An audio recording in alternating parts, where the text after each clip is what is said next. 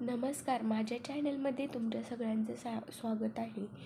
आज आपण पुढच्या पार्टला सुरुवात करणार आहोत. मग कसं आहे, श्रेयसने असं विचारल्यावर आकृती तिचे ओठ पाऊट करत विचार करू लागते काय उत्तर द्यावे म्हणून. श्रेयसची नजर जेव्हा तिच्या ओठांवर जाते तर त्याचं मन तिला किस करायला होता. तो विचार न करताच पुढे जाऊ लागतो, पण आकृतीची नजर श्रेयसच्या पुढे येणाऱ्या ओठांवर गेली तर तिने लगेच डोळे बंद करून घेतले. श्रेयस आकृतीचा भोळा चेहऱ्याकडे पाहून हसल्याशिवाय राहू नाही शकला आणि तो जसं तिच्या ओठांना किस करणार तेवढ्यात मोठमोठ्याने दरवाजा वाजू लागला, ज्याच्याने त्याचं लक्ष तिकडेच गेलं आणि त्याची पकड आकृतीवर ढिल्ली झाली. आकृतीने आवाज ऐकताच डोळे उघडले आणि गडबड करत उठून लगेच वॉशरूममध्ये पळून गेले. श्रेयस तर तिला पाहतच राहिला. त्याने जेव्हा त्याचे खाली हात आणि विष पूर्ण नाही झाली हे पाहून त्याला दरवाजामध्ये उभे असलेल्या माणसावर राग यायला लागला होता. दरवाजा परत वाजल्यामुळे तो रागात उठतो आणि चेहऱ्यावर सगळ्या जगाचा राग घेऊन दरवाजा उघडतो आणि समोर शिवायला पाहून मुठ्ठी आवळून घेतो, ज्यामुळे तो स्वतःला राग कंट्रोल करू शकेल. पण त्याच्या चेहऱ्यावरील भाव शिवाय पासून लपत नाही. ज्याला पाहून तो घाबरून जातो. घाबरत तो बोलतो, आर यू ओके दादा? श्रेयस स्वतःला रिलॅक्स करत भाव न आणता त्याला विचारतो, तू हे विचारायला सकाळ सकाळी माझ्या रूममध्ये आलास का? श्रेयस हे बोलल्यावर शिवाय पुढे येत त्याचा कपाळ चेक करतो. त्याच्या आधी श्रेयस मागे जात त्याच्या अशा वागण्यावर त्याला रागात पाहतोय. श्रेयसवर लक्ष न देता शिवाय काळजी करत बोलतो, दादा आता तर मला खरंच तुमची काळजी वाटते. तू 8 वाजली तरी सकाळ बोलतोयस. क्या बात है दादा, आज तर तू जिमला पण नाही आला. मग एक वेळा तो बेडकडे पाहत बोलतोय, आणि त्याला पाहून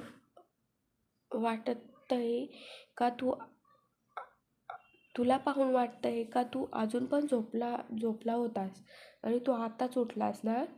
शिवायचं बोलणं ऐकून श्रेयसला पण समजते का आज खरंच तो खूप वेळ झोपून राहिला, जे नॉर्मली कधीच होत नव्हतं. पण त्याच्या डोक्यात आकृतीची साथ येते, ज्यामुळे त्याला आज खूप चांगली झोप आली होती.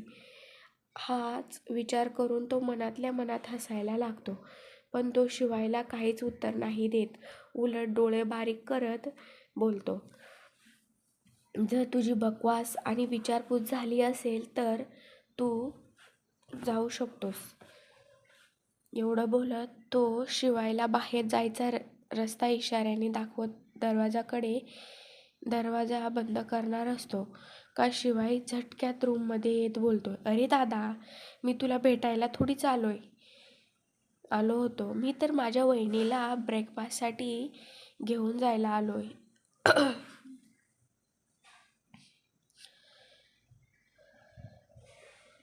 वहिनीसाठी एक सरप्राईज आहे. तसे पण वहिनी कुठे आहे? दिसत नाही.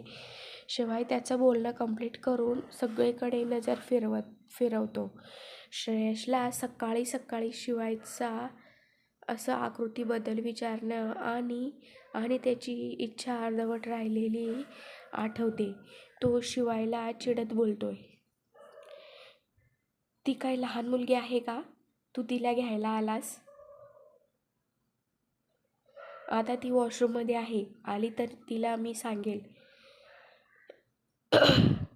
तो त्याचं बोलणं पूर्ण करून शिवायला जायचा इशारा करतो. शिवायला आज श्रेयसचं वागणं खूप विचित्र वाटत होतं. तो तोंड वाकडं करत बोलतोय, अरे दादा, मला माहीत आहे का वहिनी लहान मुलगी नाही म्हणून, पण बरं नाही वाटत ना, म्हणून मी तिला घ्यायला आलोय. पण तुला काय झाले? तर मला रूमच्या बाहेर हकलायच्या मूडमध्ये दिसताय. श्रेयस जो स्वतःवर कंट्रोल करत होता आता त्याचा कंट्रोल सुटला होता. तो काहीच न बोलता शिवायची बाजू पकडत शिवायला रूमच्या बाहेर काढत बोलतोय,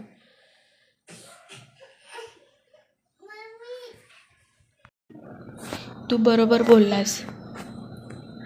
एवढे बोलत तो रूमचा दरवाजा जोरात बंद करून देतो.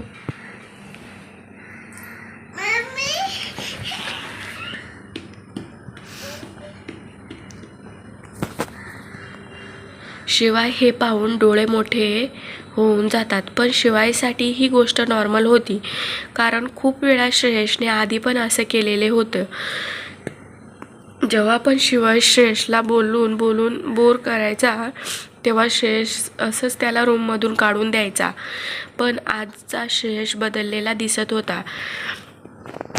श्रेयस शिवायला बाहेर काढून एक मोठा श्वास घेतोय आणि वॉशरूमकडे पाहतोय, ज्यामधून आकृती अजून बाहेर आली नव्हती.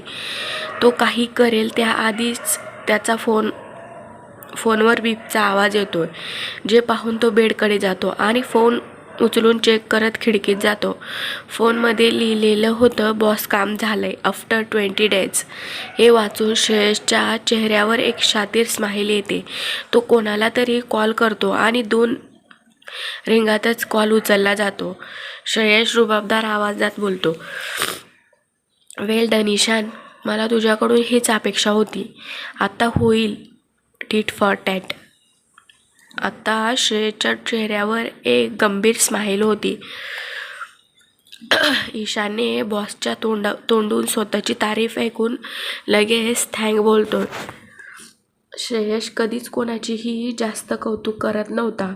ईशान जरा महत्त्वाचे बोलत असतो का तेवढ्यात त्याला वॉशरूमचा दरवाजा उघडायचा आवाज येतो, ज्यामुळे तो मागे वळून पाहतो. आकृती आत्ता आंघोळ करून बाहेर येत होती.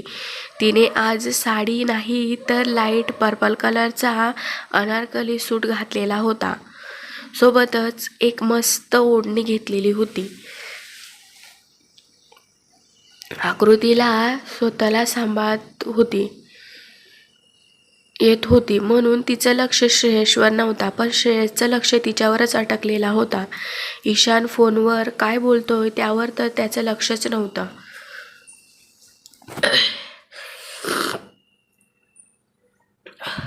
आकृती स्वतःला सांभाळून ड्रेसिंग मिररच्या समोर उभी राहून स्वतःला सावरू लागते. श्रेयस जो तिच्यावर हरवला होता स्वतःला कंट्रोल करत फ्रेश व्हायला निघून जातो. त्याला समजत होतं का तो आकृतीकडे खूप फास्ट अट्रॅक्ट होत चाललाय म्हणून. त्याची कारण त्याला पण समजत नव्हता. काही वेळाने तो बाहेर येतोय तर त्याची नजर बेडवर असलेल्या आकृतीवर जाते.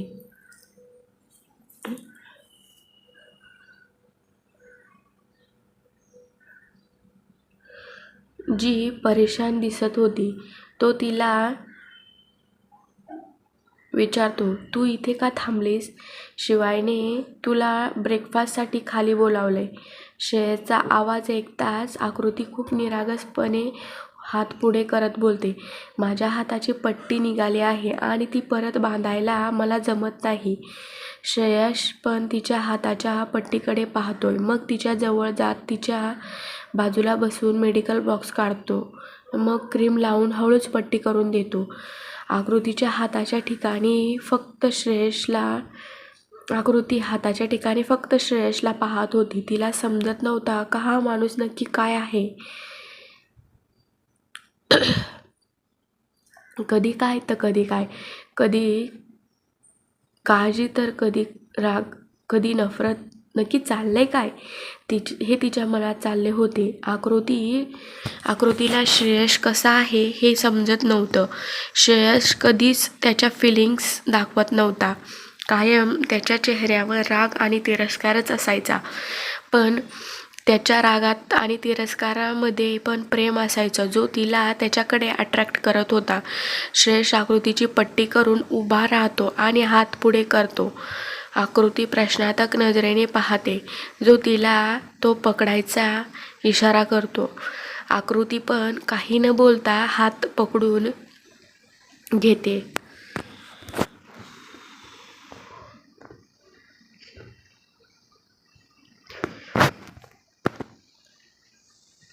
श्रेयश तिला पकडून रूमच्या बाहेर येतो. आकृती अजून पण खूप वीक होती. तिला रिपेअर व्हायला अजून वेळ हवा होता. इकडे शिवाय डायनिंग टेबलावर बसून त्या बाउलकडे केव्हापासून पाहत होता. त्या डिशेस एवढ्या खुशबुदार होत्या का सगळ्यांच्या पोटात कावळे ओरडत होते. शिवाय तर खूप उतावळा झाला होता, पण तो खाऊ शकत नव्हता. त्याची मजबुरी होती. ही डिश त्याच्या वहिनीसाठी स्पेशल बनवली गेली होती. शामरावने स्वतःच्या हाताने बनवली होती. तेवढ्यात कबीर शिवायला विचारतो, काय झाले शिवाय? तू तर वहिनीला घ्यायला गेला होतास ना? हे ऐकताच त्याला श्रेयसचं वागणं आठवतं. तो पुढे बोलतोय, हां गेलो तर होतो, पण दादाने मला वहिनीला भेटायच्या आधीच रूममधून बाहेर काढून फेकले होते. खूप विचित्र वागत होते ते. त्यांना पाहून असं वाटत होतं का मी त्यांची सगळ्यात किमती वस्तू घेऊन टाकली असेल. आणि एवढेच नाही तर वेळेच्या आधीच उठणारा माणूस आज गाढ झोपला होता. मी कधीच दादाला असे पाहिले नव्हते. शिवाय त्याच्या धुंदीतच बडबड करत होता आणि कबीर त्याचं बोलणं आश्चर्यचकित होऊन ऐकत होता. आणि त्याच्या बाजूला बसलेला सिद्धार्थ मुलुमुलू हसत होता आणि शिवायच्या चेहऱ्यावर एक टिक मारत बोलतोय, अरे याआधी कधीच तुझ्या दादाचे लग्न झाले नव्हते ना? आता तू न्यूली मॅरिड कपल आहे. कपलला असं डिस्टर्ब करणार म्हटल्यावर तुझ्यासोबत हेच होणार ना माझ्या सोन्या? एवढं बोलत सिद्धार्थ जोरात त्याचा गाल ओढतो, ज्यामुळे शिवाय विवळायला लागतो. तो सिद्धार्थच्या हातून गाल सोडत बोलतोय, अरे सिद्धार्थ दादाच्या लग्नाला आत्ता 3 महिने झाले ना. आत्तापर्यंत तर असं काहीच झाले नव्हते. सिद्धार्थ शिवायचं बोलणे ऐकून त्याचा मजाक उडवत बोलतोय, अरे माझ्या सोना, जरी हे लग्न होऊन 3 महिने झाले असतील, पण प्रेम तर आत्ताच सुरू झालंय ना. आणि पुढे जाईल तेवढ्यात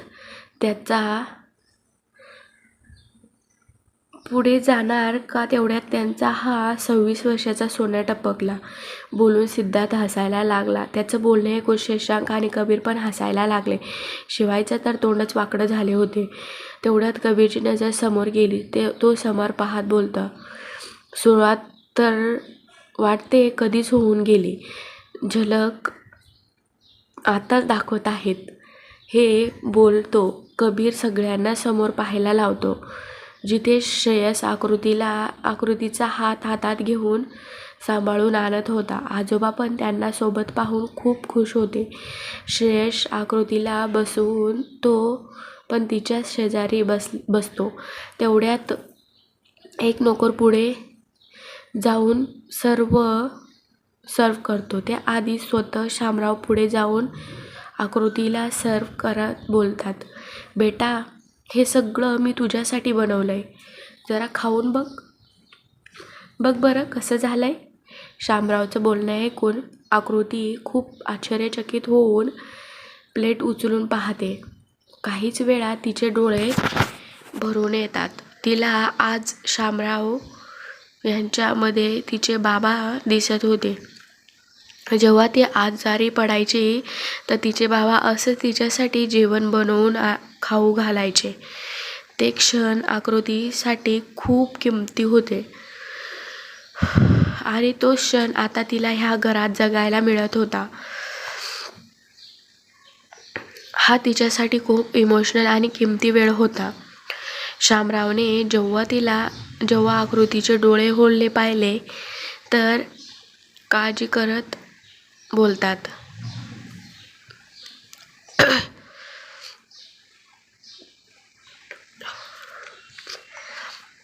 काय झाले बेटा, तू तू तर माझ्या हातचं जेवण टेस्ट न करताच रडायला लागलीस.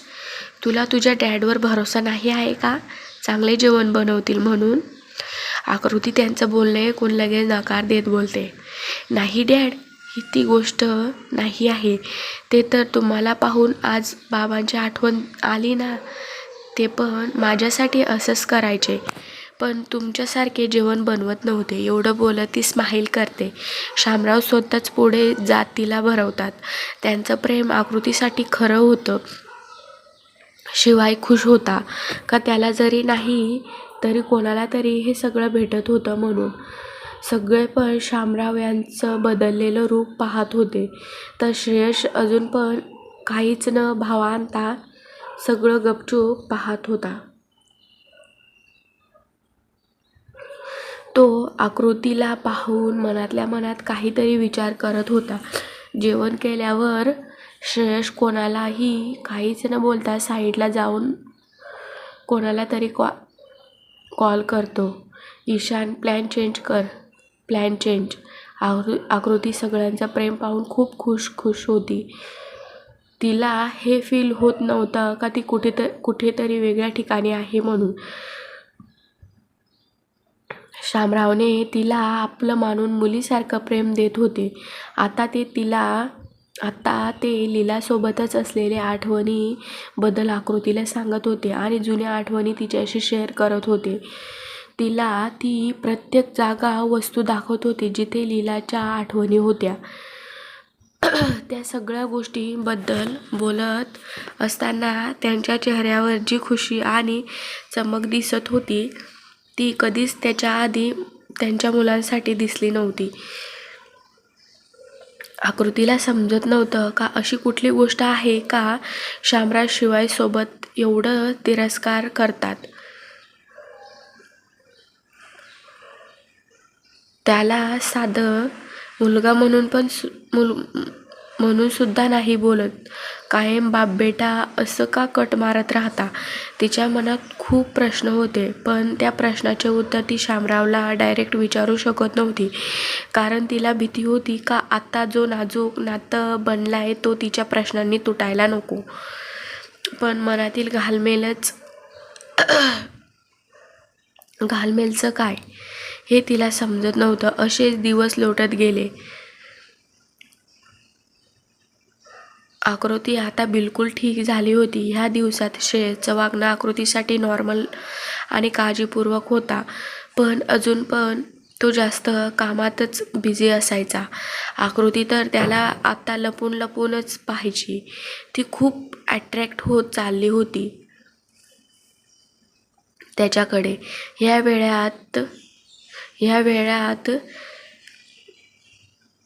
तिचं आणि श्रेयसचं नातं पण विसरली होती. एक दिवशी आकृती श्रेयससाठी कॉफी घेऊन रूममध्ये चालली होती तर तिची नजर समोरून येणाऱ्या शामराव आणि शिवायवर जाते. ती तिथेच थांबून जाते. दोघेही बाप बेटे अनोळखी म्हणून आसपास निघून जातात. जसं काही नातं नाही त्यांच्यामध्ये. हा भाग तुम्हाला कसा वाटला?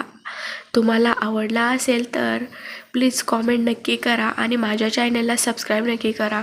प्लीज लाईक करा, शेअर करा, कॉमेंट करा आणि चॅनलला सबस्क्राईब नक्की करा. थँक्यू. धन्यवाद.